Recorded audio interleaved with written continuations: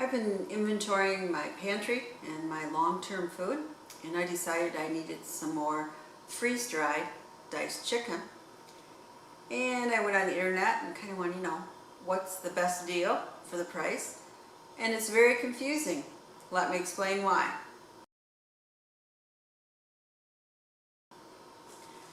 Okay, so we have two number 10 cans here.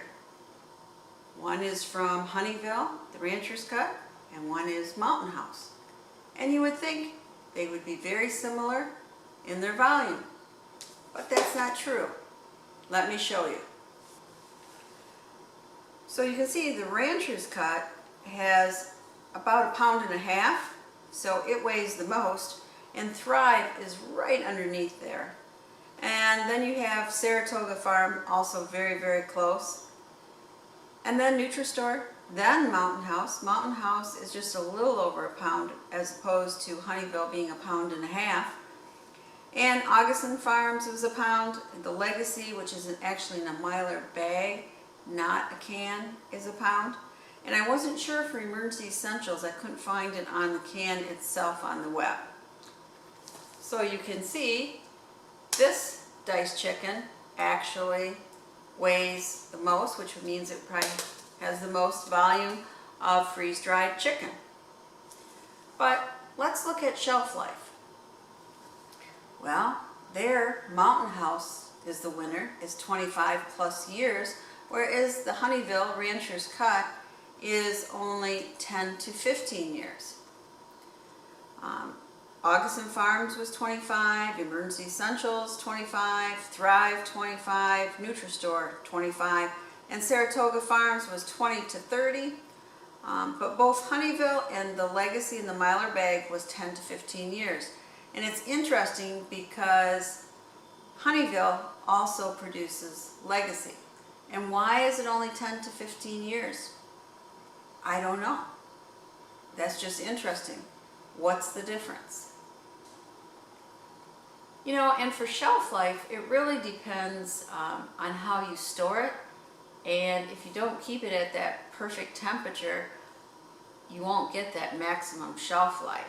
So it's only a guide. Let's look at servings. Now, Mountain House they think a typical serving is 3/4 of a cup, as opposed to everybody else that says 1/2 cup. So I adjusted their servings to be the 1/2 cup in the table so I could compare them. But probably Mountain House is closer to what it should be. And especially if you're hiking, I think you would want the 3/4 cup. Of course, it depends what you're using the chicken in. So for 1/2 cup servings, Saratoga Farm wins with 27. Honeyville, close second, that Rancher's Cut with 26. Emergency Essentials, 24. Thrive, 22.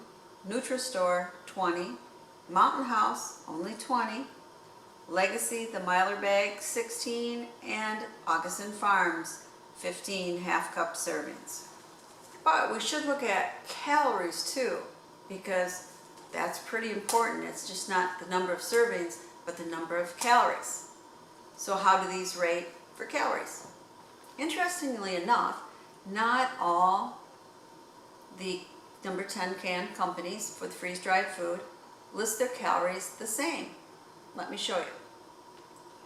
Saratoga Farms has 120 calories, and so does Honeyville. Thrive says it's 140 calories per 1/2 cup. Emergency Essentials, Mountain House, and Nutristore say 110 calories per 1/2 cup. Now Augason Farms says 140 calories per 1/2 cup. And the Legacy, the Mylar bag, said 130 calories. So I guess, can you believe the calorie count? Maybe you can. Maybe it depends if they're using all white meat or if they're also using dark meat. Maybe that changes the calorie count. But it just seems odd that it ranges from 110 to 140 calories per 1/2 cup, because that does make a difference. In our example here, Saratoga Farm wins with 3,240 calories per number 10 can. At the bottom is the Legacy Miler bag with 2,080 calories. And I'll let you look at the table for the rest of the calorie comparison. So I put together the ranking on a table. Here it is. And it lets you look at the brand, the shelf life, how it ranked by weight, how it ranked by servings, and how it ranked by total calories. The thing I can't tell you is how does it rank by taste? How does it rank by price? Maybe you have a fantastic sale, so actually the price per serving is cheaper. You have to do your own homework on this. I can't tell you what to buy. You also might only want to buy from a brand you trust. I myself have only bought from 2 different brands and only tasted those, so I cannot tell you what is the best tasting chicken.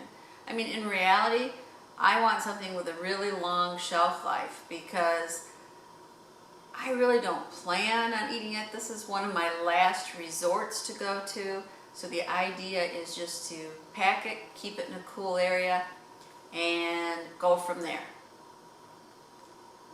Anyway, how do you decide what to buy for your freeze-dried food? Comment below. I'd love to hear what you have to say. This is Prepper Potpourri saying it's really hard to compare different number 10 cans of freeze-dried food. Please subscribe, share the knowledge, and thumbs up if you like this video.